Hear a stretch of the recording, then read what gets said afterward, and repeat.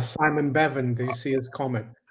I didn't yet. All right, we are live for Friday edition of the Mike and Mario Show. Excited to be back. Looking forward to connecting. Lots of things unfolding as we speak. Looking forward to diving into it. But first, before we do that, Mario, how you doing, my friend? I'm doing well, Mike, and you? Not bad. Not bad at all. Still plugging along, trying to make sense of this craziness out here. And as always, more distractions, more pulling this and there, but a lot of geopolitical tensions on the horizon as well, which I think is worth talking about. But I guess where do you want to kick it off today, my friend? Where do you want to touch on first? Lots of stuff worth touching on. Yes, I think this week will be remembered, probably looking back as the week where the Fed lost a lot of credibility and where they've lost the fight, not just against inflation, but inflation expectations. Yeah. We had the CPI earlier in the week, but I sent you the link.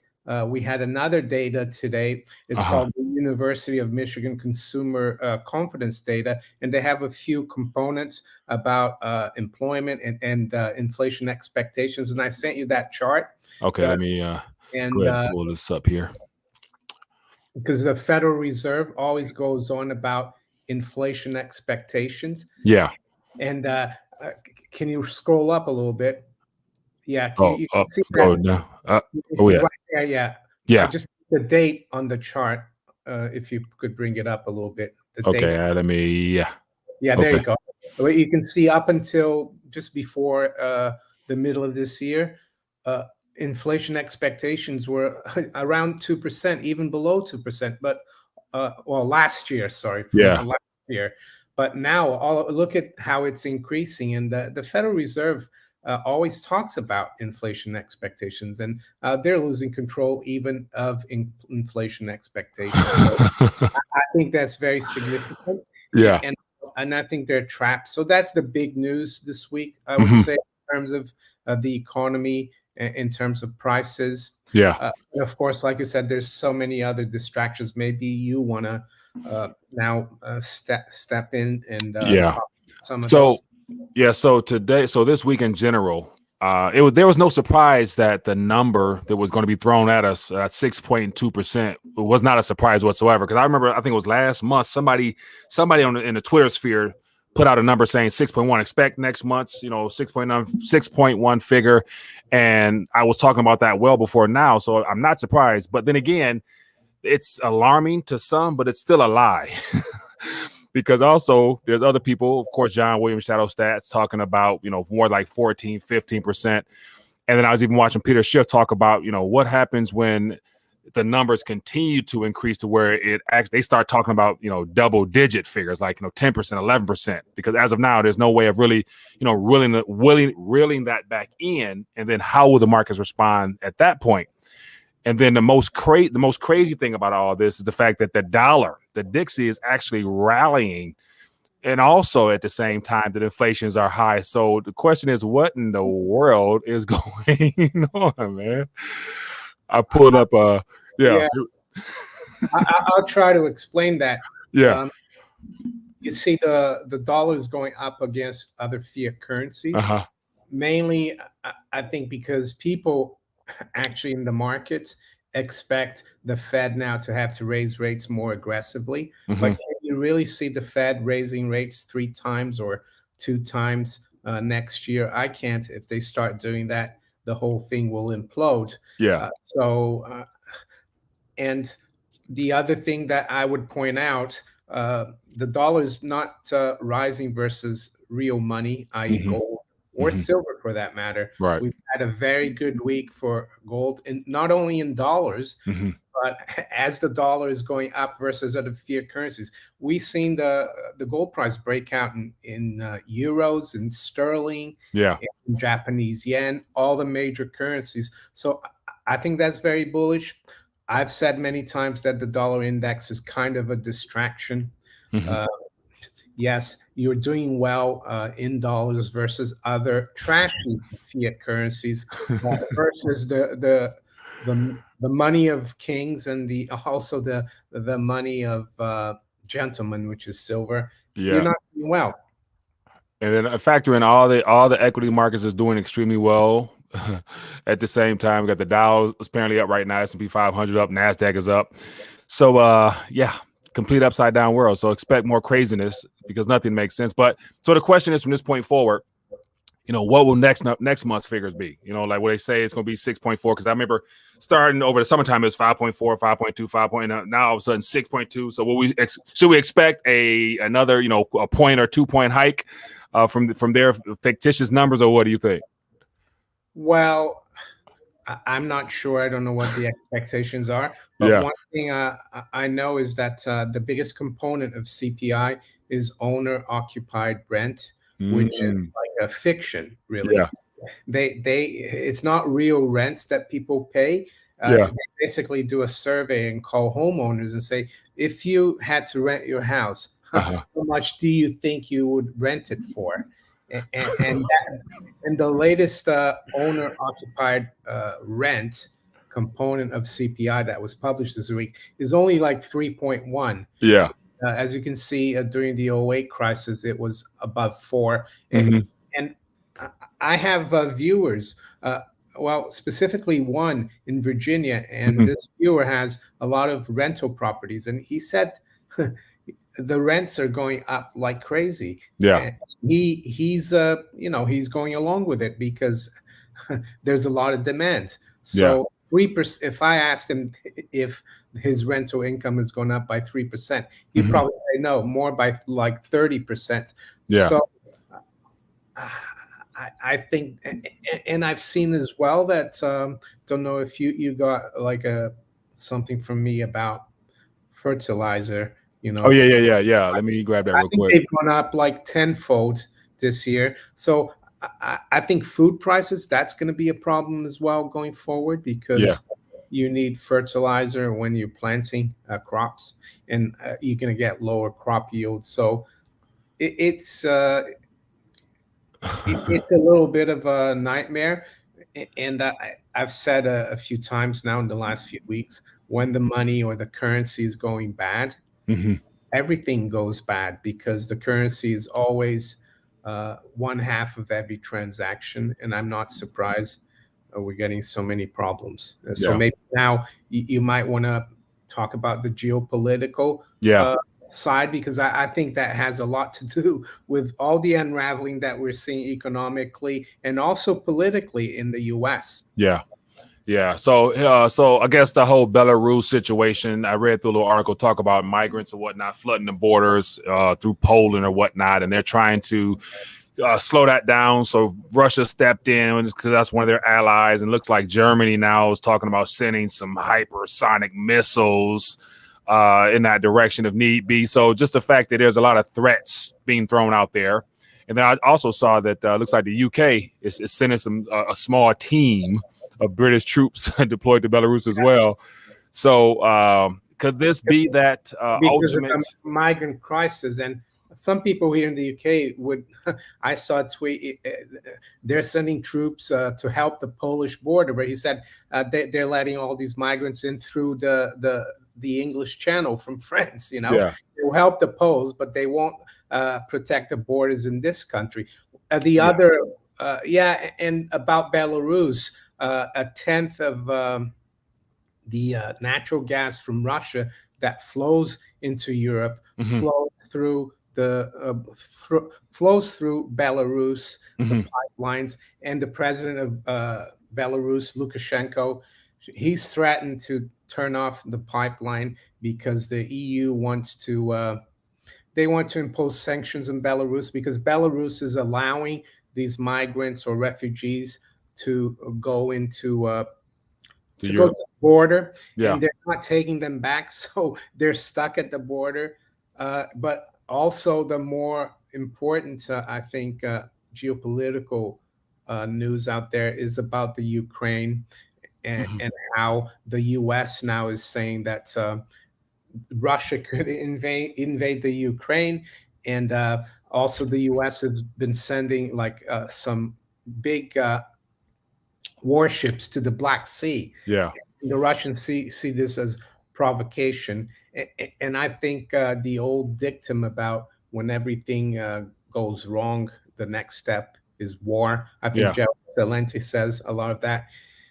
And I hope it doesn't happen because a war with Russia is not like a war with Gaddafi or Saddam Hussein. And it's interesting because this thing with Russia, I look back to August, I think August 24th. You probably remember it when the Russians and the Saudis announced they have a new deal, defense deal. And I was wondering, is that a reaction to that? Because this is a threat to the petrodollar. And it could be because, and politically as well, I think your administration, that you could tell us a little bit about their ratings. I think it's rock bottom, isn't it? And they had that election in Virginia. Oh man. So once again, so it's the politics on this side is such a joke because everything is focused, from the deep state DC crowd on passing that Build Back Better agenda. So as of now, it looks like it's moving forward. So I don't, that's the thing, like these ratings come out from these agencies as if it matters, as if like, if it gets to 0, then we get the, a new president or new vice president. But as of now, I've stopped paying attention to numbers because they're 40% for Biden and 28% or something for Harris. And she's just a laughing stock. Like nobody really respects these individuals whatsoever, but they happen to be the so-called leaders of our country. And it's a shame, but it just plays into the fact that nothing really ever makes sense. So I don't really get bothered by it anymore. That's why it's dangerous though, Mike, because they are they've got no credibility. So what's the best thing to rally the whole country behind the president? War. Go to war. Yeah. And that's the thing. Like this is even though I think a lot of people are not going to buy into it, because I think what's happening in the Ukraine, it's to do more with like a breakaway region, which is near the Russian border called Donbass. Yeah. I think the U.S. administration is making it seem like the Russians want to invade the whole of the Ukraine, which I don't think is true. Right. But, so here's the next thing. So based upon all this crap that they're throwing our way now, remember also war is always profitable, and it's another market booster / economic driving force to where it can further push more of this need for stimulus and aid and stuff like that. So that's why I would anticipate that happening sooner than later. But the problem is it's not going to be no short, quick, drawn out war. Like it's going to get nasty real quick because you have all these allies coming in. And I saw somebody mention Russia, China buddies. So at the same time that's happening, you're going to have the whole Taiwan situation. So China might go ahead and, decide to do what they might want to do there because U.S. to be distracted with Russia and helping their allies. So, world war type events could be unfolding. So, but this, Chris, I appreciate you. Let's see what this is. It says, what will the government and Fed have to do to save the USD? In your opinion, should the USD be saved or let it die? Thanks. Well, the USD is in my opinion, the fact that it was labeled the world reserve currency, I've been talking about for some time now. It's no longer a reserve asset. Like, nations have already been running from it, the de-dollarization push. But then again, I can't help but mention the whole Bitcoin move as well, where you have more corporations looking to have their treasury reserve assets stored in these digital blips of computer code. So, it's going to die regardless. It's just a matter of how will they try to pull us off. And go ahead. I'm sorry. No, that's fine. I think, prior to 1971, the U.S. had the world reserve currency. And just after the World War II, because the U.S. had like over 2/3 of all the gold. So that's why the currency was backed by gold. That's why it was a reserve currency. Since 1971, the dollar has been running on oil, I guess the petrodollar, and also on credibility. The dollar is seen, and it's also tradition. People use the dollar for international trade. So it's been running on its reputation, but its reputation is quickly dwindling. What would the government and the Fed have to do to save the U.S. dollar? Well, the government would have to cut its budget and raise taxes and run a surplus for many years, for decades to come. And the Federal Reserve would have to raise rates to at least 20%, because the real rate of price increases of inflation, as we know from shadow stats, is more like 15. So Yeah. you need to have a higher rate than the rate of inflation to kill the inflation. But that's an impossibility. Yeah. So the USD, if you want to call it that, or the Federal Reserve note, Uh-huh. it's not salvageable, in my opinion. Yeah, I agree. And then speaking of which, here's a little article that popped up. It says your money is now losing close to 1% of its value every 30 days, according to the Labor Bureau data. And of course, that's their figures that they're giving us, because I believe we're being lied to by every single government entity, in my opinion. So that's just something to catch our attention. But as of now, everybody is probably wondering. Let me show my favorite graph here. is this thing right here. I always say that Biden will be the last person under this current structure of our monetary system, just because we're already running on fumes from this visual aid here from the Bureau of Statistics or whatever. So, but every president's played their part. And it's interesting that they've put in a guy in there that's running on fumes as well. Yeah. So it's perfect, isn't it? It's too nice. But then I have to continue to stress the importance of being able to distinguish between the Federal Reserve note, which is what everything is taking place in, and then there's also the dollar itself that comes from the mint. So I like to make sure that there's two distinctions in dollars. You got the paper one and the digital version that they're using as a weapon and the tool. Then you got the silver and the gold one that is printed by the mint, or coined rather by the mint. Yeah.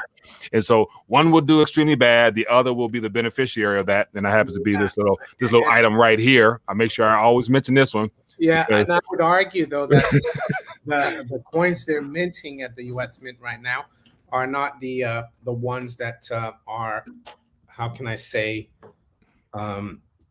prescribed by the Constitution and the Coinage Act of 1792, right?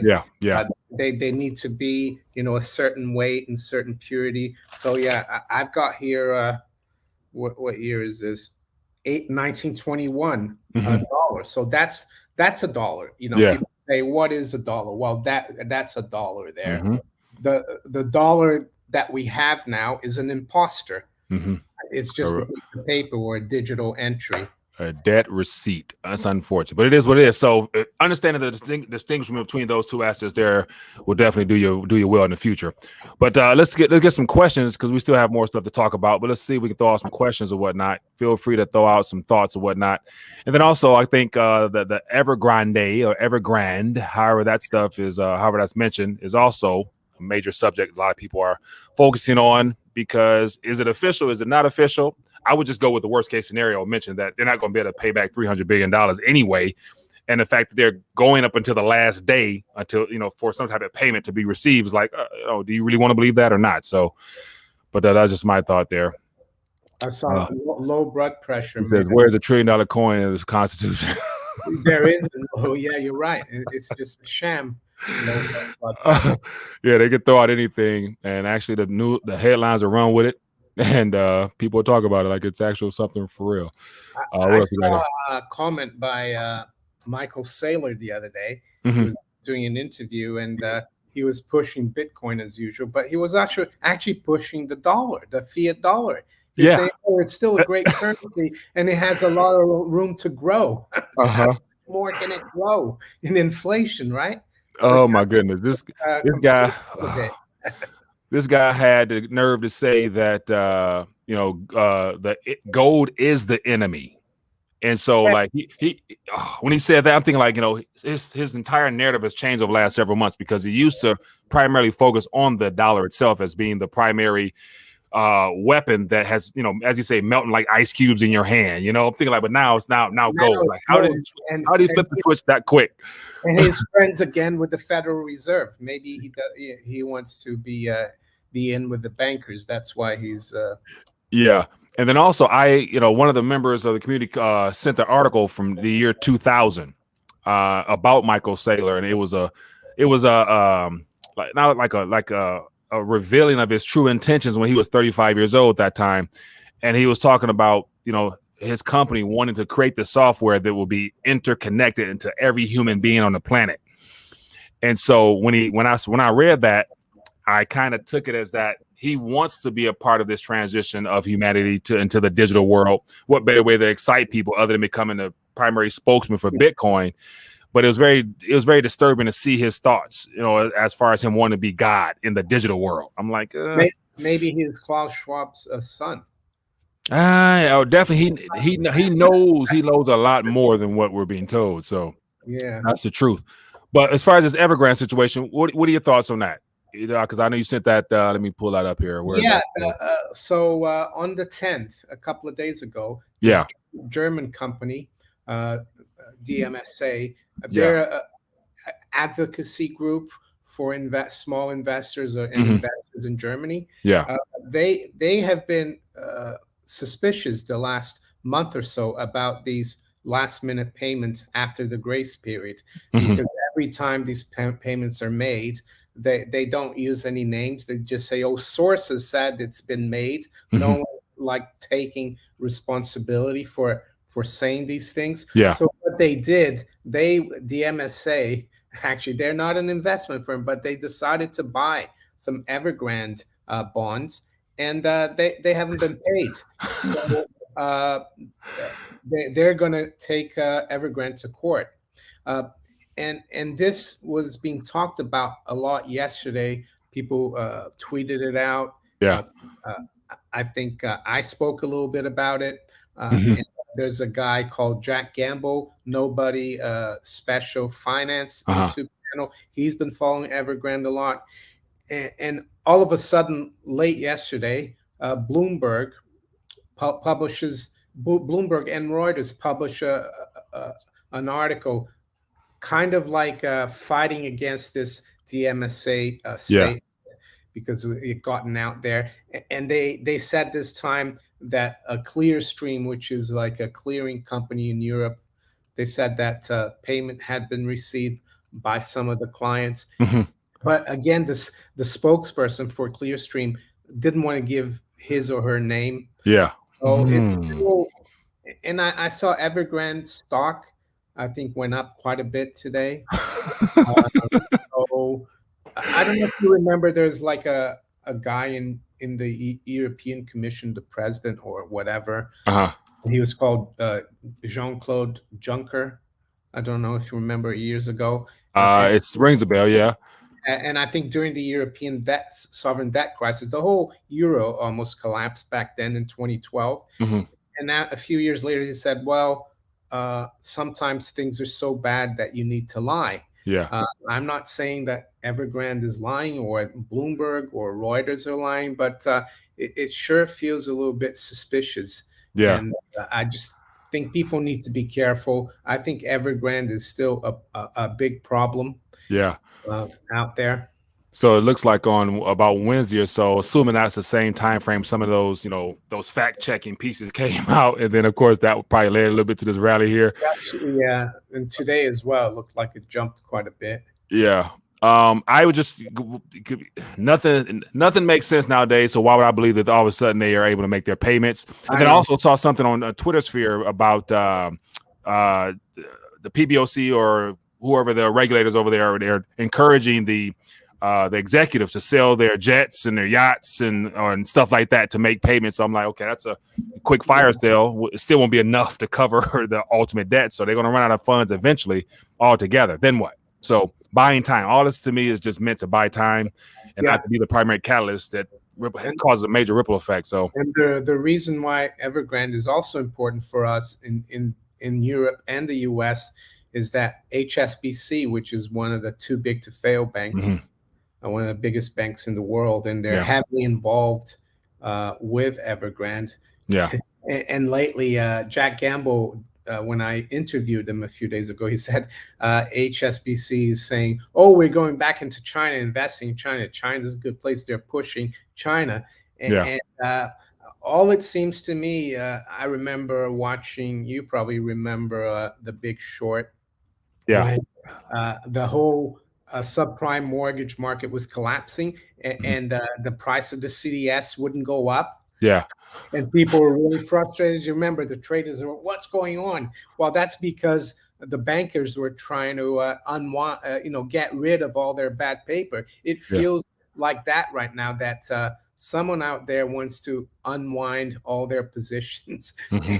and leave it to the retail and people who don't know, they're going to be left holding the Mhm. bag. I think it's quite serious, this Evergrande things. Of course, you have people who are going to say, "Oh, who is DMSA?" But they bought the bonds and they didn't get paid the coupon. Yeah, so I mean, here's another thing is like with HSBC as well as another one or two banks that are extremely big, knowing that or foreseeing in the future that they're going to have problems, keeping up that Ponzi scheme nature of, taking in funds and, selling it as if like they're actually doing some development.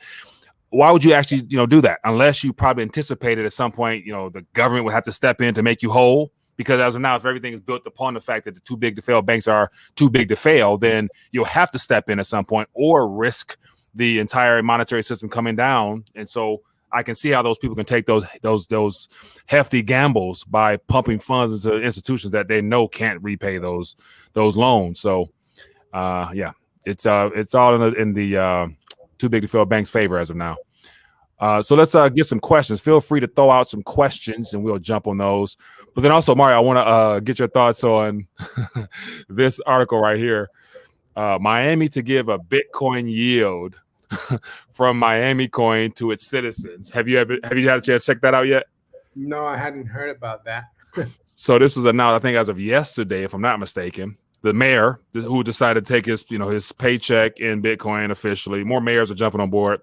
But then again, this is the first little announcement yesterday about using the Miami Coin project, which is their own coin somehow, pegged to Bitcoin or something like that. And they're staking their coin and they're actually allowing residents to use it for payment of, taxes and basically making a legal tender form within the city of Miami. And as a result of that, they've had $21 million worth of activity. And so the mayor is saying that based upon the current trajectory, we'll be in a position where local residents won't have to pay taxes because they can use the proceeds from the dividends and then also be able to have funds to give back to each individual resident in Miami. Of course, they got to download the wallet and get verified and KYC. But so a lot of people are excited about the fact that this is the first city offering some type of yield, calling it like the digital gold, like they're getting oil dividends or something like that. It seems like more money out of thin air to me. Yeah, especially if mayors are getting involved. Yeah, I saw. You always have to be suspicious when bankers are also pushing cryptos. I saw a couple of days ago a clip of the CEO of Banco Santander, which is one of the biggest the biggest bank in Spain. They're big in the UK. The lady who was the CEO came out. I see the next big thing is crypto. But 2-3 years ago, the bankers were totally against crypto. They're trying to block people from buying crypto. Yeah. But I think what they mean by crypto is their version of crypto, the ETF and things like that. They don't want you to have real crypto. And the banker's not going to teach you how to, get your own wallet and how to buy Bitcoin and do all that. They just want to, and I spoke about this in my video this morning, it's not real. And I think it's very dangerous. I'm not saying Bitcoin and cryptos are going to collapse.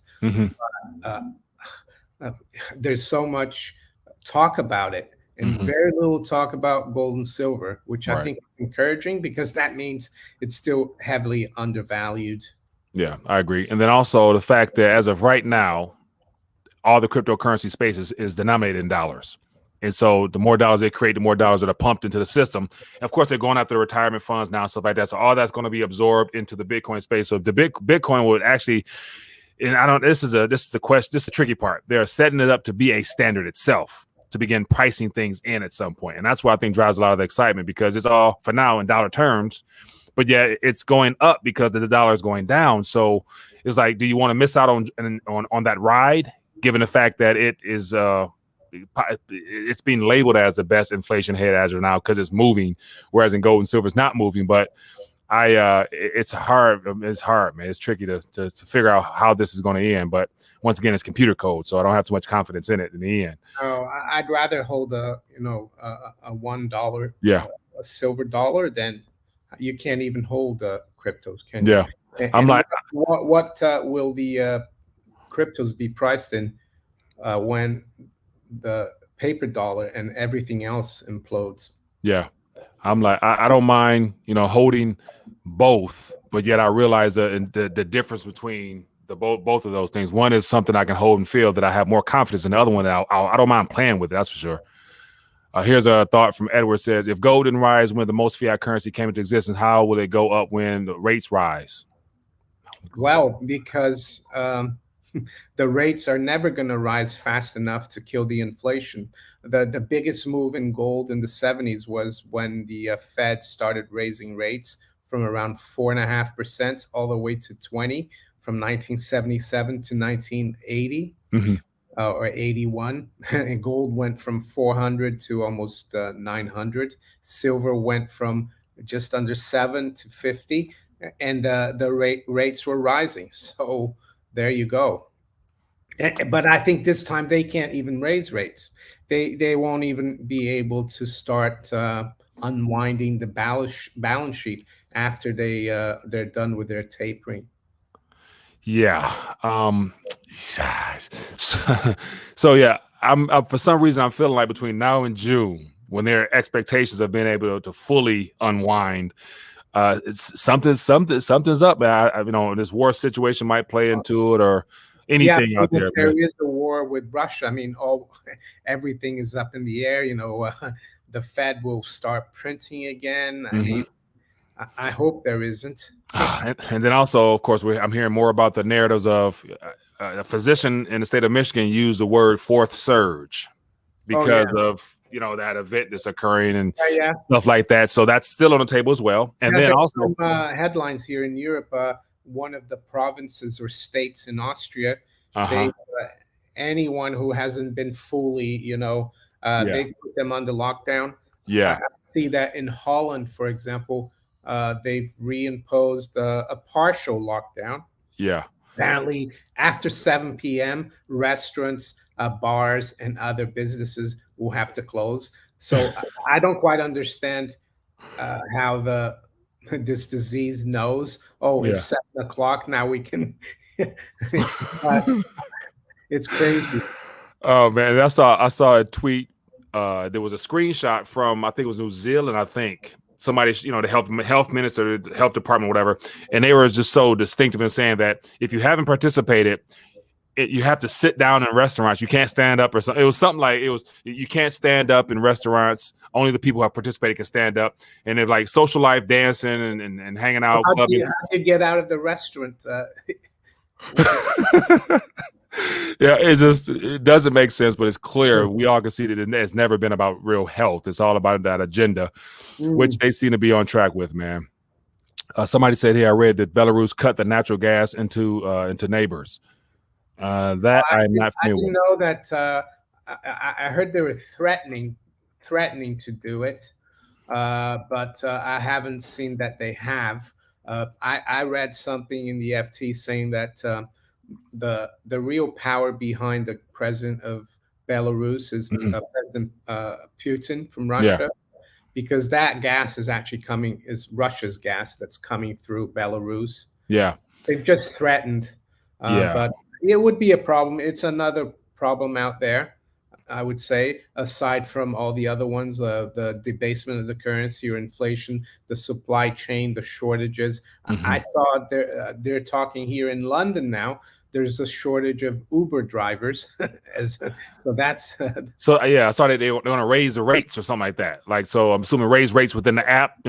Basically costing more. You have to because the cost for the drivers, used cars are going up. So if they need to buy a secondhand car to drive, the gasoline prices are going up, diesel prices are going up, and I think their margins are very thin. So yeah, all those app-based businesses are in trouble. Here's a thought from Ed here. It says, first everyone was saying something was going to happen last summer, then September, October, it's the middle of November and nothing has happened. What do you think? What do you mean has happened? I'm assuming he's referring to one specific event that will be like a game-changing type of event. But there's a lot of things happening, just not, I guess, what we were all believing is going to be one catalyst. But I'm not really sure what he means. I mean, we already have so many problems in the world, like the supply chain, inflation, Yeah. shortages of things. Yeah. You might want to call it artificial. Food prices are probably going to go up. Mm-hmm. Maybe he's talking more on the political side. I don't know. Yeah, Ed, let me know exactly what you mean. And then here's another event I want to talk about. Here's just some more news about what's happening here. Low North, Pressure's got a question for me. uh, Do I have a plan B to get out of London? Not really. I'm not too. I'm quite. I'm in the outskirts, so I'm quite close to the countryside, for example. So I'm not concerned. Where would I go? That's the problem. Low blood pressure. I think the old saying, "The grass is always greener somewhere else." yeah. You know, I know in the States you have a lot more choices. I know people are looking to move to Florida and other red states, Mm-hmm. or to move to more rural places. But here in England, it's not so easy. Mm-hmm. So I'm okay here, and I think we're already going through the collapse. It's just that they are using other crises to make it seem that we aren't. Mm-hmm. And I think if we get through the next few years, we'll be fine. But Yeah. and there will be a lot of opportunities. I think having gold and silver is a huge opportunity. I know cryptos have done well, but I think a lot of people are going to be regretting that they didn't get more their weight up more Yeah. in silver and gold. I agree. Here's a question from Miles about the UK. It says, status of food and energy in the UK. Have you heard of massive amounts of bombings in China? Two questions there. Mario, you can speak on the UK side of things. In China, I'll look that up, but I'm not familiar with that as well. Yeah, we had like energy. We had problems at the gas stations a few weeks ago, but now things are fine. We don't have shortages of that anymore. But what I've noticed is that gasoline and diesel prices have gone up a lot after that crisis. So maybe they use that as a cover, as an excuse to raise prices. And the food situation is okay right now in the supermarkets. It's not a problem. But I've noticed that prices have been going up quite a bit, maybe not as much as in the States. And about massive amounts of bombings in China, I haven't heard about that. I looked that up, and nothing new pops up that I'm aware of. So that might be some alternative, deep under the cover type stuff. But let me know if you have any specific events you're referring to. I haven't heard about that. But there also, one of the things that concerned me, and this goes back to the question about the Plan B side. I've been watching Puerto Rico because that's one of my favorite places to just like hang out at. But yet, Puerto Rico has turned into like a mini Alcatraz, to where the restrictions have become so tight and so burdensome, to where coming and going now you got to test and show paperwork, and they check in and text you and monitor you and come to your apartment. And I'm thinking like, wow, it's a prison. I mean, apart from the fact that you still got good weather year round, but I think if this agenda continues to progress, living on islands or whatnot will become very hard if you're not participating, because you won't be able to leave at all, and that's going to be like, I don't know. It's a bit like living we're on an island here, Great Britain, and I feel like I'm in a prison, because unless I take all the procedures, unless I test, unless I get like a digital pass, I can't really travel anywhere anymore. My sister, she's in Switzerland, but she's got her daughter and grandchildren in Florida. And I can understand why she did it. And so she was able to go to Florida, but only a couple of days ago, because before that she couldn't. So they went for vacation or? No, she went there, vacation for a month to spend time with her. She's got two little granddaughters, and my niece is married to an American, so they live in Florida. But she had to wait till now, because I think it was just a few days ago that Americans opened up for foreigners, but you have to be participated doubled Yeah. or maybe next year will be tripled or quadrupled, Oh, no. or Yeah. Certain countries already is triple, like, yeah. like. So where does it all end? Right, and that's the thing. But So and that's. I spoke to my mother Mhm. yesterday in Switzerland, and she said, "Yeah, you're not going to be able to travel then." I said, "Yeah, I won't." Mhm. Um, Yeah, and that's the whole intent to make your life so to burden you so much to where it's very uncomfortable, where you have to comply at some point in the future, and that's why you give up, yeah, but you give up, say skip it. I mean, go and that's yeah, where you give up and you give in, right, and you yeah, take the procedure. But I hear that in the UK as well, in the care homes, there's like 60,000 people that don't want to get the participate. Yeah, procedure. NHS as well, they're having problems getting people. They delayed the mandate for the full thing hmm up until April next year. So hmm uh, how's that going to improve things? How? So they think that they can convince people over the next 6 months, but I see there are problems in the States as well. A lot of people are refusing. yeah. Yeah, and a lot of people have stood up, man, and decided, hey, I'm not going to take it. I'm going to lose my job. And so there's videos of people laying down their, whatever their tools, their jerseys, or their uniforms. And so, yeah, it's good to see. It's sad, but yet it's good to see. But that provides more opportunity for the people who are not participating to start standing up for their own, protecting their own, developing our own type of ecosystem outside of this mainstream narrative. So here's another thought as well from Ed. I want to put that out there. It says, I heard someone say that resetting the gold price really high is the only tool the Federal Reserve has left. Well, yeah, I guess so, because the Federal Reserve values the Federal Reserve has gold certificates on its balance sheet, Yeah. uh, and that gold is the gold that is partly at Fort Knox and West Point, right? Yeah. 8,100 tons that the U.S. supposedly has. Yeah. They value that at the statutory price of $42.22. Yeah. So that's valued right now at 11 billion. So let's say the bond markets, interest rates and yields start going up. All the bonds on their balance sheet and mortgage-backed securities, they start going down in value, and their balance sheet, the value of it collapses. Mhm. They could revalue gold and take it from 42. And yeah, they could make it so that they could let the market price of gold go to a level where the Fed's liabilities are 100%, let's say, backed, Mhm. or gold backs the Fed's balance sheet by 100%. And I think the last time that happened was in 1980. Mhm. And actually, the Federal Reserve's balance sheet was more than 100% backed by gold. So Mhm. when that happens, then you know that it's probably a good time to maybe exchange your gold for another asset. Yeah. But yeah, I don't know what that price will be. Yeah. And that's the thing, like, it's this current moment, other than having those certificates on their balance sheet, I imagine the actual bars themselves have been, leased out and Many kind of where times them things over. are at. Right. So I don't see that happening. And based upon all the activity out east with China and Russia, what they've been doing, I'd imagine that they might be the ones that actually allow the price or set the price, because they can actually probably show you some stuff rather than just talk it. So, but we will see, man. What else we got here? Let's get ready to wind down, I guess. What else? Let's any other thoughts come to mind as far as what to expect for the rest of this month, heading into December? That come to mind for you, Mario?